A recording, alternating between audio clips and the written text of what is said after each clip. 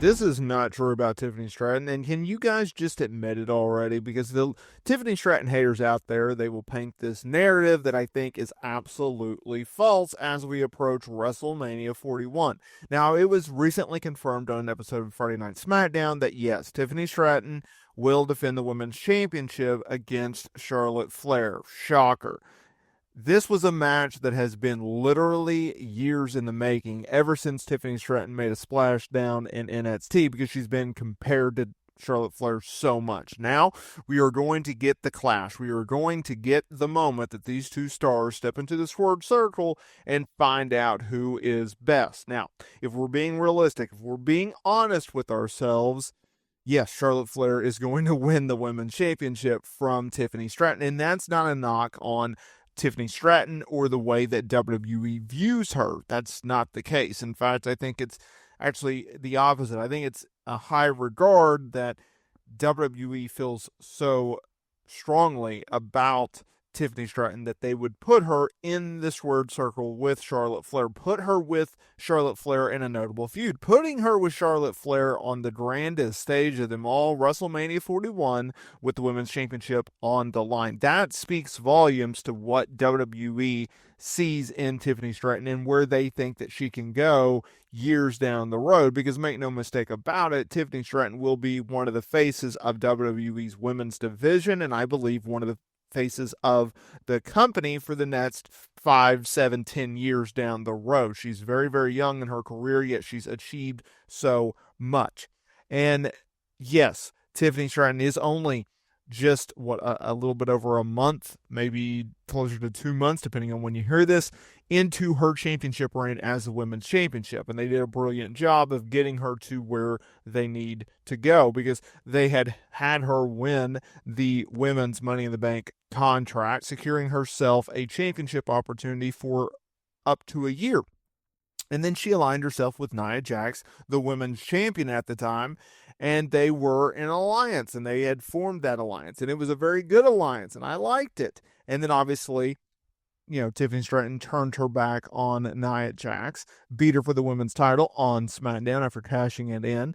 And recently, on the Valentine's Day edition of Friday Night SmackDown, it was Tiffany Stratton not only defending her women's championship against Nia Jax, it was Tiffany Stratton going over Nia Jax and winning the match and retaining her championship. And that's obviously when Charlotte Flair laid her out and declared, hey, I'm coming after you, because there had been some talk, some speculation. Okay, would Charlotte Flair go after Rhea Ripley in the women's world title and run it back? Would she go after Julia in the NXT title, or would she go after Tiffany Stratton? And obviously she did. And that leads us to today's video, because this narrative that Tiffany Stratton working with Charlotte Flair, losing the championship to Charlotte Flair, is going to be a career defining moment. It's going to change the course of her career for the negative. She's never going to be the same. She's going to be worse off by working with Charlotte Flair. She's never going to be a main event talent again. Is completely and utter BS. It's false. It is not true whatsoever. In fact, I think Tiffany Stratton's stock, I think Tiffany Stratton's credibility and her star power is only going to rise. It's only going to go up from here. Why do I think that? While yes, Charlotte Flair is booked to win most of her matches and feuds, and while yes, Charlotte Flair is booked to be a multiple-time women's world champion, and there is this belief, and to a certain degree it is true, of she is higher than anyone on the card in terms of the women's division, she does help get others over, right? Like, she does not just bury people. This is not Triple H from the Ruthless Aggression era, the 2002, 2003, into 2004 era Triple H, right? Where he just beats everyone at the detriment of those who work with him, right? And they're never the same. That is not the case with Charlotte Flair. She elevates her opponent. She elevates those who beat her, or she beats them, rather. I think Tiffany Stratton's going to be just fine. I've made this comparison. Some take it as a negative. I don't think you should. And I've always said that Tiffany Stratton is a female version of The Miz.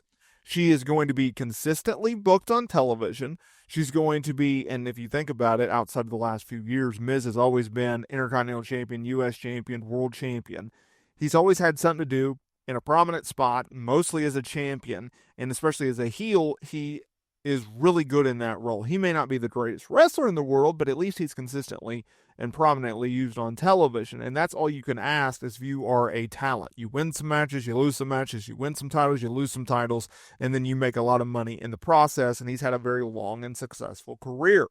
Tiffany Stratton, I see having the same type of career. The only difference is I think Tiffany Stratton is going to be a much bigger star than The Miz. I think she has more charisma than The Miz, and I think she's certainly a better in-ring talent than The Miz. So don't take that as necessarily a negative. Tiffany Stratton is going to do what Tiffany Stratton needs to do in this business, and that is to be a main event star. So while, yes, she will go in the middle of April down to Las Vegas and lose the women's championship to Charlotte Flair, and Charlotte Flair going off, I think the fact is they are setting Tiffany Stratton up for success.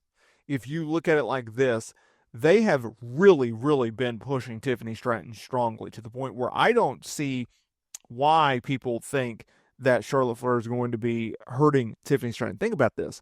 So you book Tiffany Stratton to win the Women's Money in the Bank contract. She is aligned with Nia Jax, your top star on SmackDown, 4 months. You turn on her. You win the Women's Championship. You are consistently used on television. You go into a notable program with a top star in Charlotte Flair. Before you get to WrestleMania, March 1st, Elimination Chamber. They've already made it official. It's going to be Tiffany Stratton teaming up with WWE Hall of Famer and all-time legend Trish Stratus against Nia Jax and Candice LeRae. So they're going to win. And then she gets to go on to WrestleMania and work with Charlotte Flair, and that's going to be a bad thing. Like, clearly, this company sees her as a top star, right? Obviously, she's women's champion, but like, regardless of that, they see her as a top star. And they could have easily kept her off the Elimination Chamber card, but they wanted Trish, and Trish wanted to work the Toronto show, Elimination Chamber. And that's what they're doing. So she's in a prominent spot literally for the last 8 months, 6 months, right? Like, that's pretty impressive.